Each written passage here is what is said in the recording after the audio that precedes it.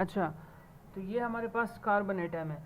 अब देखो, carbon atom को हम लोगों ने पहले क्या किया था, उसको ऐसे करके ना हम लोगों ने 12 हिस्सों में उसको डिवाइड किया था, अगर आपको याद हो।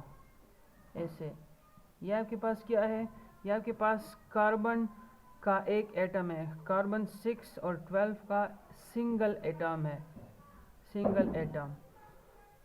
तो अगर आप देखें इसको, अगर आप 12 हिस्सों में तकसीम करेंगे तो इसका मास कितना है, इसका 12 एमयू का मास होता है, 12 एमयू। और 12 एमयू को मास को अगर आप क्या करोगे, मास को अगर आप 12 हिस्सों में डिवाइड करोगे तो हर हिस्से का जो मास होगा वो 1 एमयू ही आएगा। 1 इधर होगा, 1 एमयू का इधर होगा, 1 एमयू इधर होगा, 1 एमयू इधर होगा, 1 इधर होगा, 1 इधर होगा, 1 इधर होगा, 1 इधर होगा, 1 इधर होगा और 1 इधर ही होगा। तो ये बात है। अब ये देखो, ये जो हिस्सा है ये 1/12 पार्ट है, 1/12 पार्ट, क्योंकि ये कार्बन एटम का 12वां हिस्सा है। तो आपको यहाँ से ये बात पता चली है कि कार्बन के अंदर, कार्बन का जो 12वां हिस्सा है वो 1 एमयू की इक्वल होगा। ठीक है, तो ये 1 एमयू की इक्वल हो जाता है कार्बन का 1/12 पार्ट।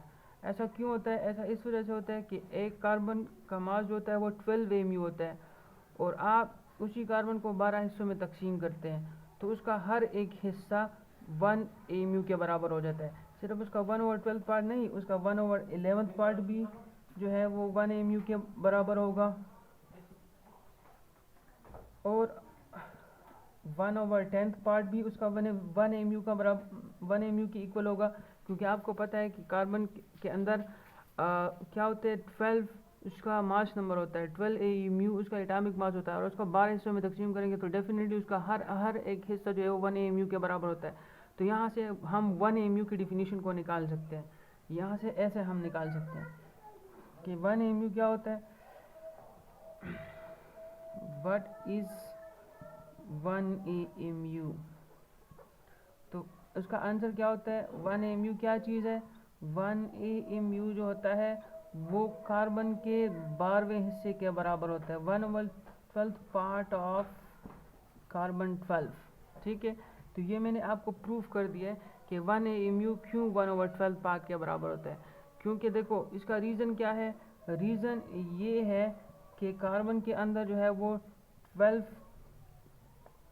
उसका मास नंबर होता है, 6 प्रोटॉन होते हैं, 6 न्यूट्रॉन होते हैं, ये दोनों को मिला के 12 भी बनते हैं। जब आप उसको क्या करते हो, उसको 12 पार्ट्स में डिवाइड करोगे तो उसका हर एक हिस्सा जो है वो 1 एमयू के बराबर हो जाएगा। बात क्लियर है। अच्छा, अब इसके बाद क्या करें,